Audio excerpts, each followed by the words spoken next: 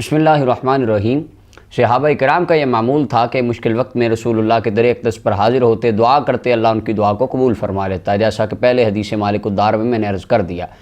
اب تابعین، جن کے بارے میں آقا کریم علیہ السلام نے فرمایا جس نے مجھے دیکھا یا میرے دیکھنے والے کو دیکھا، دونوں پر رب نے جہنم کی آگ کو حرام فرما دیا، اور جن کو نبی علیہ السلام نے فرمایا سب سے بہتر زمانہ خیر القرون قرنی ثم الذین یلونہم ثم الذین یلونہم، فرمایا بہترین زمانہ میرا ہے اور میرے بعد آنے والے جو ان سے بالکل متصل یعنی تابعین ہوں گے ان کا زمانہ سب سے بہترین زمانہ ہوگا، یعنی ان کے زمانے کو نبی علیہ السلام نے بہترین فرمایا۔ اب تابعین کا بھی یہی معمول تھا کہ وہ آقا کریم علیہ السلام کے در اقدس پر جاتے اور اللہ تعالیٰ ان پر رحمت کر دیتا، وہ اس کو کوئی شرک یا حرام نہیں سمجھتے تھے۔ مجھے یاد ہے 2013 میں جب میں حاضر ہوا نبی علیہ السلام کے در اقدس پر، اللہ تعالیٰ نے مجھے توفیق عطا فرمائی، تو وہاں پر میرے پاس ایک رومال تھا، ایک کپڑا تھا، میں نے اسے آقا کریم علیہ السلام کی جالیوں کے ساتھ مس کر دیا۔ میری عمر کافی چھوٹی تھی اس وقت، تو وہاں پر جو بندہ تھا اس نے وہ صافہ چھین لیا اور کہنے لگا یہ صافہ میں نے تمہیں نہیں دینا۔ میں نے کہا جی کیوں؟ وہ کہنے لگا یہ تم نے شرک کیا ہے۔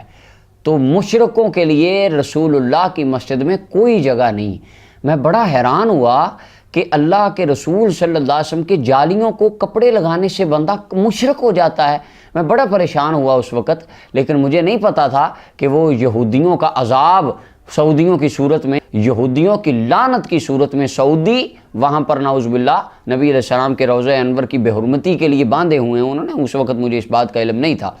خیر، عرض کرنے کا مقصد ہے کہ تابعین کا بھی یہ معمول تھا، مشکل وقت میں وہ رسول اللہ کے در اقدس پر جاتے، دعا کرتے، اللہ رحمت کر دیتے۔ میرے سامنے سیر اعلام النبلاء ہے، یہ امام ذہبی رحمۃ اللہ علیہ کی کتاب ہے، اور امام ذہبی تو ماشاءاللہ وہ علمی کتابی خارجی، وہ کہتا ہے علم میں، وہ کہتا ہے امام ذہبی تو بہت بڑے امام تھے، وہ جو آدم علیہ السلام نے دعا کی تھی نا، تو وہاں پر میں امام ذہبی کی بات مانتا ہوں۔ حالانکہ تاریخ الاسلام میں امام ذہبی نے اس روایت کی توثیق کی ہے، لیکن کہتا ہے مستدرک حاکم کی جو نیچے وہ میں امام ذہبی جیسا تو کوئی امام ہی نہیں ہے، اور خارجی کہتے ہیں یہ حدیث ضعیف ہے۔ کیوں جی؟ اس کے فلاں راوی کو امام ذہبی کہتے ہیں، یہ راوی ضعیف ہے، بس یہ روایت ضعیف ہے۔ تو امام ذہبی وہ ہیں جن کے بغیر ان کی جرح و تعدیل مکمل نہیں ہوتی۔ اب وہ امام ذہبی کی سیر اعلام النبلاء میں پڑھ رہا ہوں۔ اب اس کے اندر حضرت محمد بن منقدر، ان کا روایت کا نمبر یعنی راویوں کے نمبر کے اعتبار سے اس میں جو نمبرنگ ہے 5889 یہ نمبر ہے، ان کے تحت حضرت محمد بن منقدر کے حوال ہیں۔ محمد بن منقدر رضی اللہ تعالیٰ عنہ بہت بڑے تابعی تھے، اور یہ حضرت جناب عبداللہ بن عمر، عبداللہ بن عباس، اما عائشہ صدیقہ، ابو ہریرہ رضی اللہ عنہ مجمعین کے شاگرد تھے۔ اور ان کے جو شاگرد تھے، اب سنیے گا، ان کے شاگردوں میں نمایاں نام حضرت سیدنا امام جعفر صادق علیہ السلام رضی اللہ عنہ، آپ کا نام آتا ہے۔ حضرت امام مالک بھی ان کے شاگرد تھے۔ حضرت امام اعظم سیدنا امام اعظم ابو حنیفہ رحمۃ اللہ علیہ بھی ان کے شاگرد تھے۔ امام ابو حنیفہ کے استاد، امام جعفر صادق کے استاد، امام مالک کے استاد، اتنے بڑے استاد وہ محمد بن منقدر۔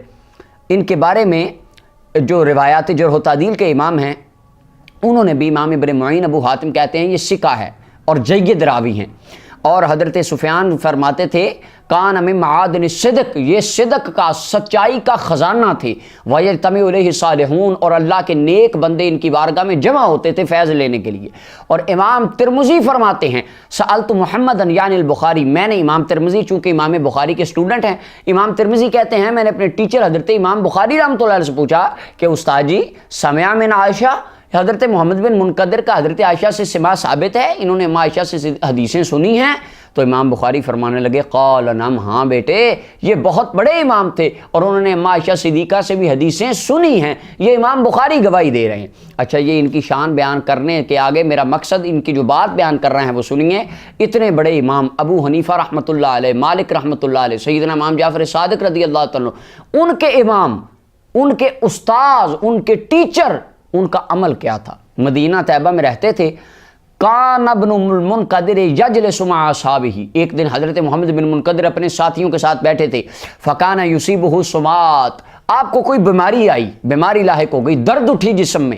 فکان یقوم کما، ہوا فوراً اٹھے، حتیٰ یدع خدہ علی قبر نبی صلی اللہ علیہ وسلم، روضہ رسول پر حاضر ہوئے، اپنے رخسار کو، اپنی گال کو مصطفیٰ کی قبر انور کے ساتھ لگا دیا، رسول اللہ کی قبر انور کی مٹی مبارک کے ساتھ اپنی رخسار کو رگڑنے لگے۔ اور واپس ثم یرجعوا، پھر واپس آئے تو لوگوں نے کہا امام مالک بیٹھے ہوں گے، ابو حنیفہ بیٹھے ہوں گے، امام جعفر صادق جیسے رسول اللہ کے شہزادے انمول موتی آل رسول کے وہ موتی جن کے یہ استاد تھے، ان جیسے عظیم پایا شاگرد وہ پوچھنے لگے کہ استاد جی آپ نے یہ کیا کیا؟ درد ہوئی، اٹھ کے گئے حضور کی قبر کے ساتھ چہرہ لگا دیا، یہ کیا کیا آپ نے؟